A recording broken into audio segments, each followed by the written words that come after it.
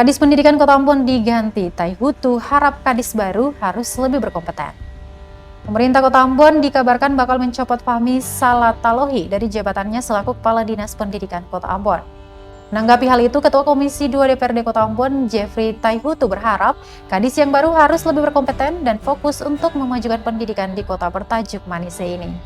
Menurutnya, DPRD pun akan selalu bermitra dengan pemerintah daerah.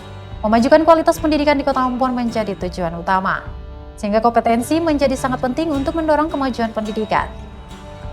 Hasil kitanya di Ambon ini, dinamika membangunnya pada dunia pendidikan tergantung siapa nakodanya.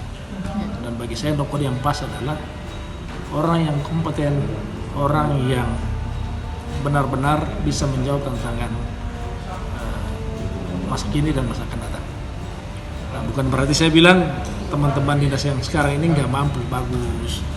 Tapi bagi saya Ambon kok butuh orang yang mesti punya background pendidikan. Kalau mau jadi guru pendidikan, kan salah kan kalau orang yang sarjana pendidikan kita minta untuk jadi kadis guru, kan begitu.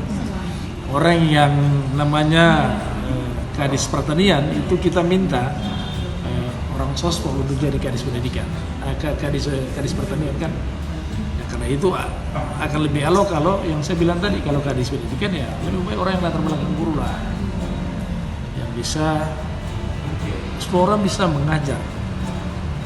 Semua orang bisa mengajar, tinggal baca buku mengajar aja kan. Tapi mendidik ini yang soal. Ini soal yang tapi itu kewenangan Pak Wali lah untuk bisa memutuskan gonjang-ganjing soal pergantian ini. Dan bagi kami mau ganti kadis ini dengan kadis akan datang, Komisi 2 DPRD Kota Ambon itu siap bermitra untuk memajukan dunia pendidikan bersama-sama dengan pemerintah daerah dan Pak Wali Kota.